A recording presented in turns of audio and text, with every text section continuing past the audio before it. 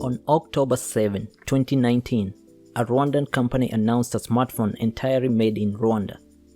It was dubbed as the first made in Africa smartphone. This is great news not only for Rwanda but Africa at large. So, is it really the first smartphone entirely made in Africa? Before we dive into that, let's do a brief summary of how smartphones are manufactured.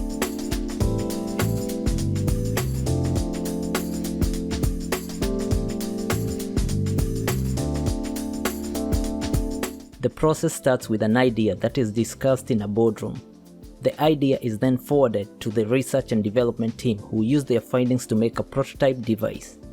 The software team installs the desired operating system, which is already pre-decided.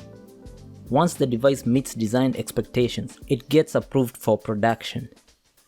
At this juncture, it is difficult to go back and alter the already approved prototype. Before production starts, the device is taken through the testing phase where the software and hardware are rigorously tested for quality and other parameters. Various tests like the drop test, bend test, and water test are carried out to check its performance. Meanwhile, the approved components are manufactured in-house and others are outsourced. Most phone makers like using the best components in the industry, so they usually outsource certain parts like chips from the leading manufacturers. Next, the smartphone goes through mass production. Manufacturing and assembly again takes place at the company's factory or it is outsourced elsewhere. When the mass-produced devices pass all testing, they are sent for packaging and shipping. So, back to the first made in Africa smartphone. Before Rwanda announced their new smartphones, a few other companies based in Africa had already claimed to have made the first made in Africa smartphone. So let's rewind back a few years ago.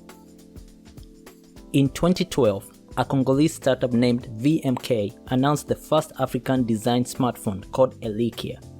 Elikia means hope in the Lingala language.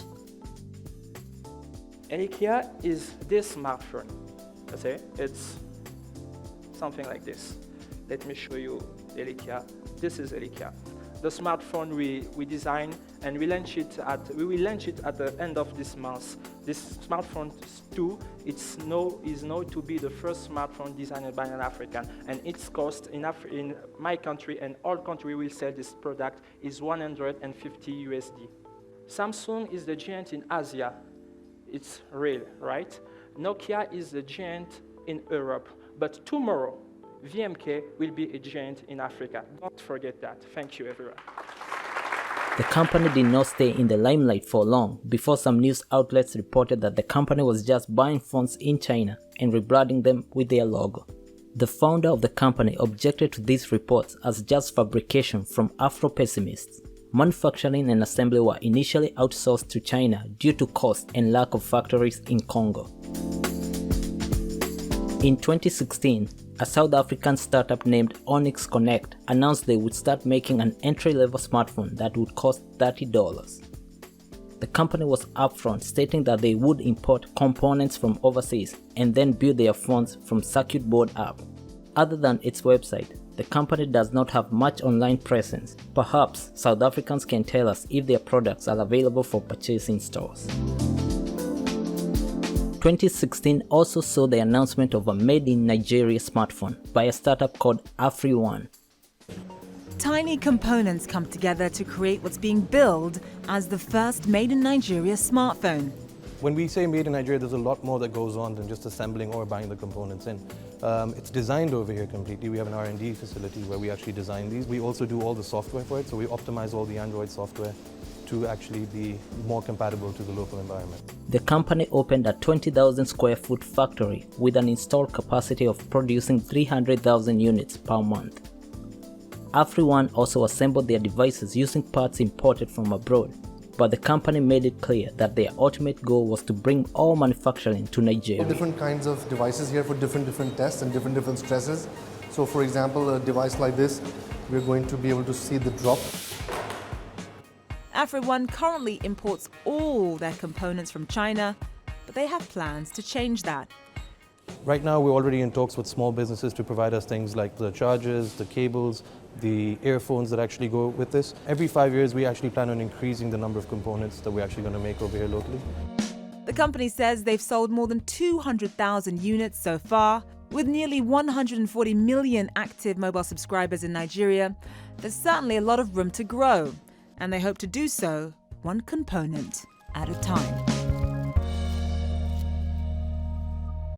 Finally, in 2019, the Mara Group from Rwanda announced their 2 new made-in-Rwanda smartphones, the Mara S and the Mara Z.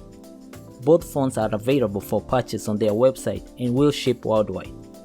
The company stated that unlike other companies in Africa, their entire manufacturing process from the motherboard to the packaging was done in their new factory that employs 200 people.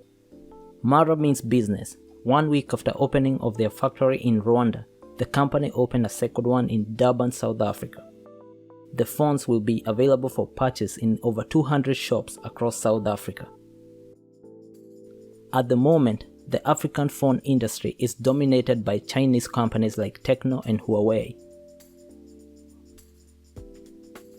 To succeed, companies like Mara have to remain competitive. It is imperative that African manufacturers find a balance to make quality and affordable devices. On the other hand, Africans have to support African-made brands. Thank you for watching, and if you like our videos, don't forget to subscribe.